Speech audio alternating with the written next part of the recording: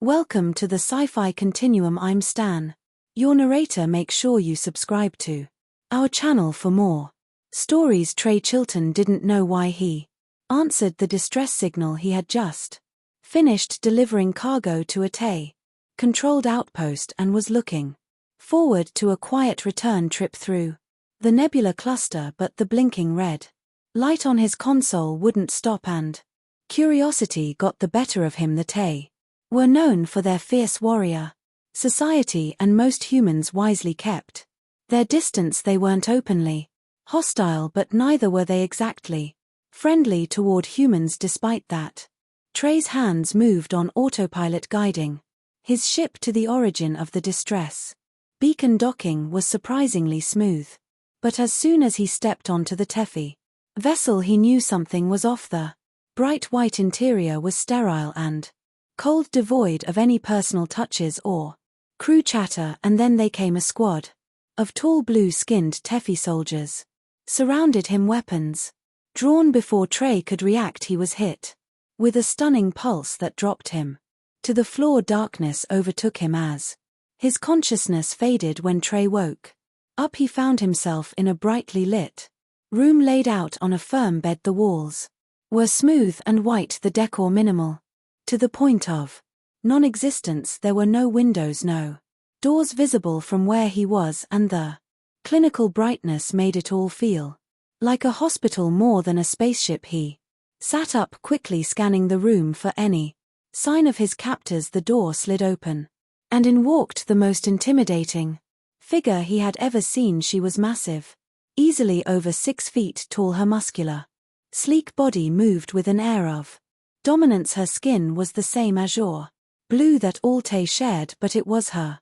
clothing, or lack thereof, that caught Trey's attention first. She wore a revealing skin-tight outfit made of some glossy red material that looked more like futuristic plastic than fabric. It clung to every curve of her form, leaving very little to the imagination. Her black hair cascaded down her back, long and thick, in stark contrast to her bright skin. Trey felt himself freeze under her gaze. Her piercing blue eyes locked onto him with a mix of amusement and predatory interest. "You're awake," she said, her voice deep, smooth, and unapologetically confident. "Good. I was starting to wonder if humans were always this fragile." Trey tried to gather his wits, his heart pounding. "Where am I? Who are you?" The tall alien woman stepped closer, towering over him as she crossed her arms. Her eyes flicked over him, clearly assessing. "I am Nira, commander of this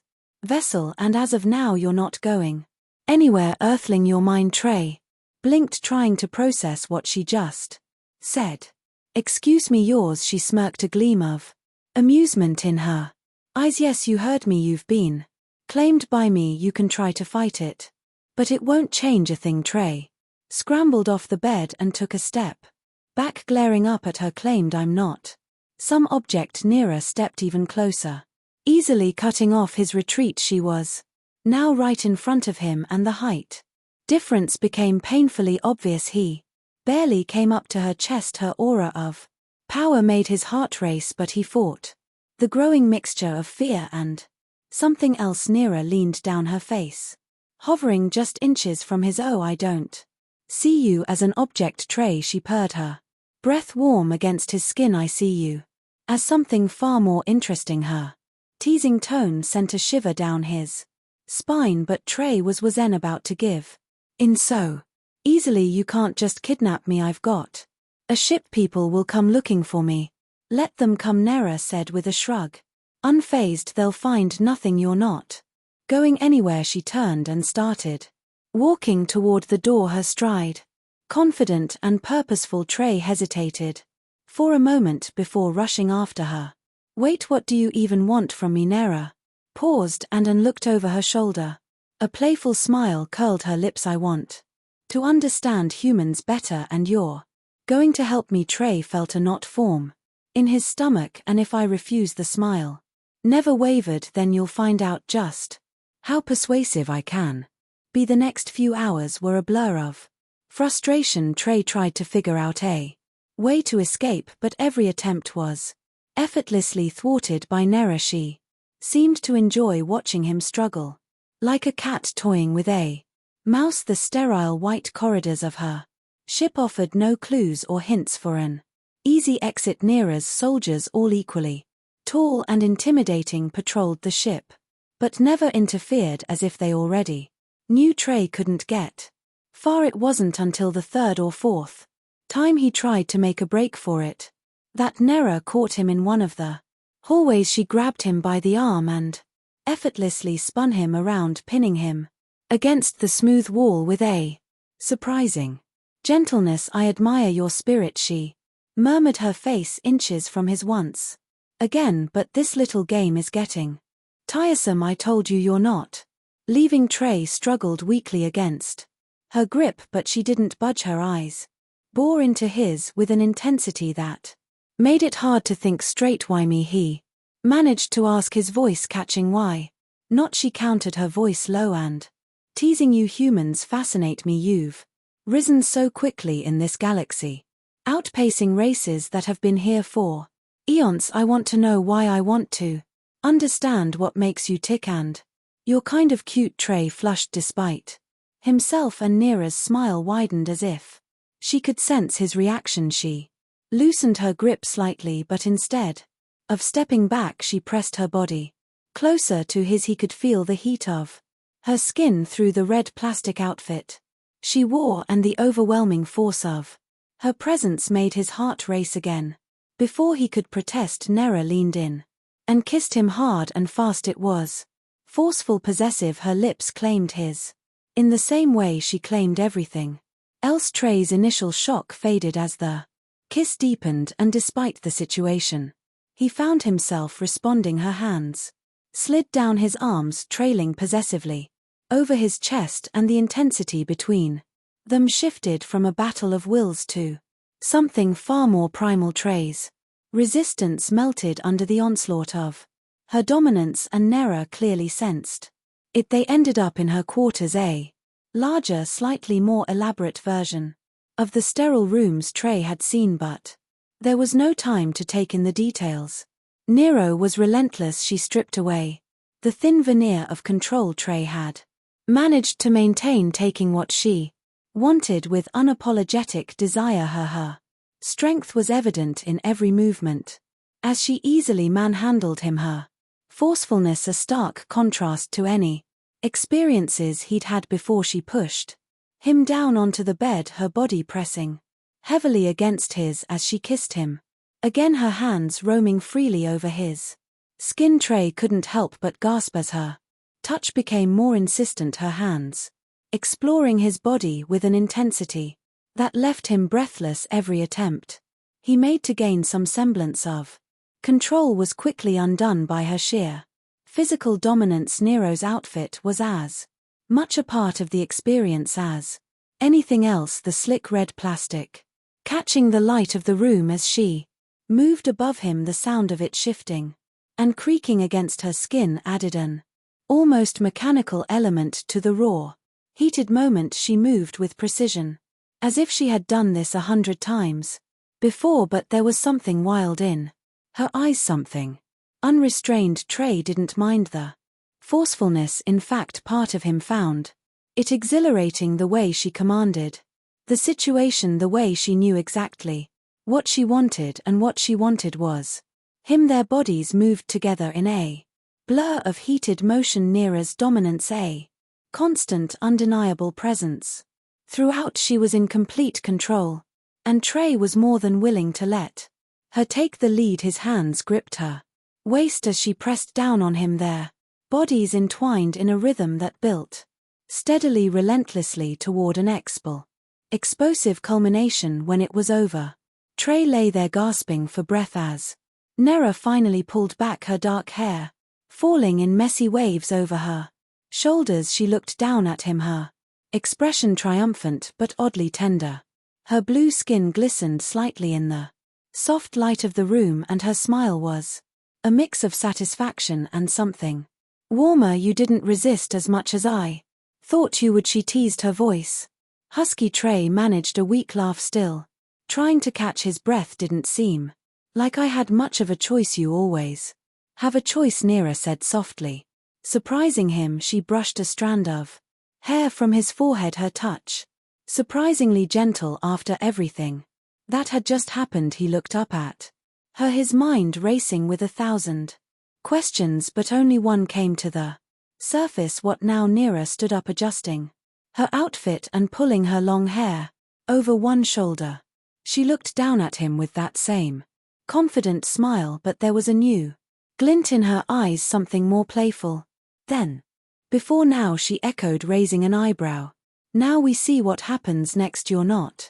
Nera paused, her smirk widening. You're not going anywhere. Earthling Trey sat up on the edge of the bed, his body still buzzing from the intensity of their encounter. He rubbed his face, feeling the lingering heat from where her hands had been. A part of him wanted to protest, to find a way out of this strange captivity, but there was something undeniably magnetic about Nera. He wasn't sure if it was her confidence, her commanding presence, or the wild energy that seemed to radiate from her every move. So what then? Trey asked, trying to keep his voice steady. Am I just some sort of prize for you? Turned to face him, her black hair cascading down over her red outfit, which still clung to her like a second skin. She crossed her arms, tilting her head as if considering his question. Her height, her posture, it all made Trey feel like he was being sized up by a predator who had decided, at least for now, to play with her prey. A prize, she mused, stepping closer. You could call it that, but I prefer to think of you as an asset, one that I've chosen personally. Trey raised an eyebrow. And what exactly do you plan to do with your asset? Nero's eyes glinted mischievously. You'll help me unlock the secrets of human ingenuity. And she added, her lips curling into a seductive grin, you'll provide other benefits, of course. Whether you choose to see that as a burden or a privilege is entirely up to you. Trey couldn't help but laugh at the absurdity of the situation here. He was alone on a ship with a powerful alien woman who had essentially claimed him as her own, and yet in some strange way he was starting to enjoy the challenge. I've been called worse, he said with a smirk. Good, Nera said, stepping even closer until she was towering over him once more. I don't expect you to break easily, that would be boring. Before Trey could respond, the room's sterile white door slid open and one of NS Tefi soldiers entered. Standing at attention, the soldier, also tall and blue-skinned like Nera, nodded toward her, completely ignoring Trey's presence. Commander Nera, the soldier said in a deep rumbling voice, we've received a transmission from the High Council. They're requesting an update on your mission. Nera's playful expression shifted into something more serious, though the intensity never left her eyes.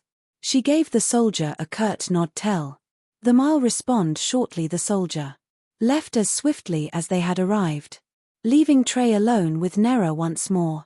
He stood up, shaking off the tension from his body. Mission? What mission are you talking about? Nera turned toward him, her eyes narrowing slightly. I'm a commander in the Tay Fleet. Trey, every action I take is part of a larger mission. The High Council wants results, proof that the Tay are still at the top of the galactic food chain. Trey frowned.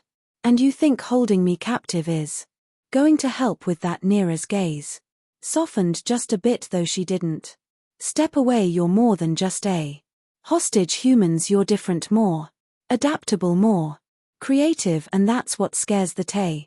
The High Council sees humans as a threat, but I see an opportunity. Trey raised an eyebrow, intrigued. An opportunity for what? For us to learn from each other. You're not some helpless pet. Trey, I want to understand how your mind works, how humans think, how you create, how you innovate. She took a step back, her voice lowering slightly. But the Tefi way is strength domination. So I claim you as my own because that's how we show power, but there's more to it than that. Trey thought for a moment, watching her carefully. The more time he spent with Nera, the more he realized there was more depth to her than just the domineering warrior she presented. herself as she wasn't just following orders, she was trying to carve out her own path within the rigid structure of Tay. Society. You're not exactly what I expected, he said, leaning against the wall. For a captor you seem conflicted. A smile returned, though it was tinged with something more genuine. This time maybe I am, but you're not exactly the typical captive either. Trey laughed softly, shaking his head. So what? Now you're going to parade me in front of the High Council and tell them you've claimed a human as your trophy? Neera's eyes sparkled with mischief. Again, not exactly. I'm going to show them that there's more to be gained from collaboration than conflict. They'll see the value in keeping you around. Besides, I rather enjoy having you close. Trey could feel the playful tension returning between them, the same force that had ignited earlier when she'd first kissed him. The way she looked at him, how she seemed to balance between playful teasing and genuine interest. It was hard to know where the game ended and the real Neera began, but one thing was becoming clear to Trey. As much as he hated to admit it, he didn't want to leave just yet. Neera had captured more than just his body, she had captured his curiosity. I'm not just going to roll over and be your pet, you know, Trey said, with a smirk, pushing back against the flirtatious energy she radiated. If I stay, we do things on my terms too. Neera's eyes widened slightly in surprise, but then her grin grew even wider. She reached out and gently ran her fingers through his hair, her touch both possessive and gentle. I wouldn't expect anything less from you, Trey. Chilton. Over the next few days their strange new relationship evolved. Neera made it clear that while she held the upper hand, she valued Trey's input.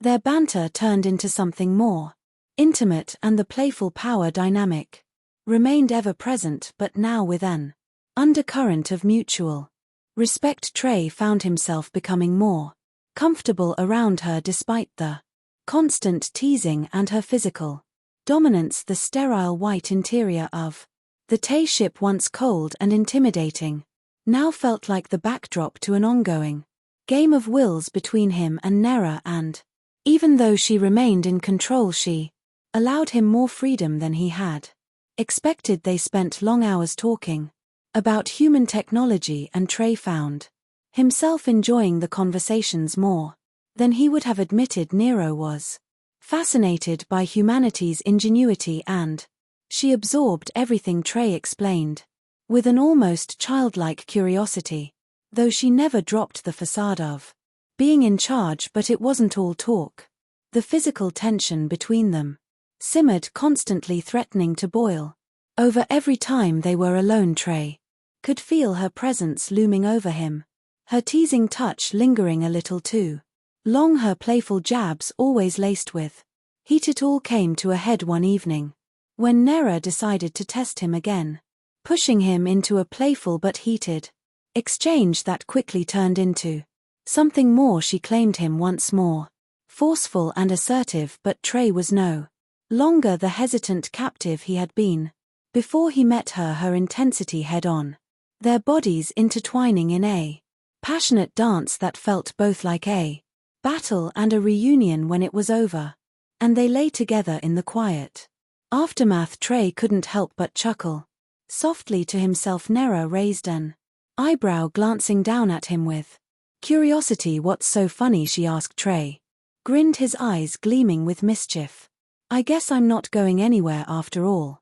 Neera smirked, leaning down to kiss him lightly on the lips. No, you're not, but I think we both like it that way. As they lay together in the stark white room, Trey realized that while his journey had started with him being captured, it had turned into something else entirely. He was no longer a prisoner, he was an equal, and perhaps even more than that. And though the future remained uncertain, one thing was clear: he wasn't going anywhere, not with Neera by his side.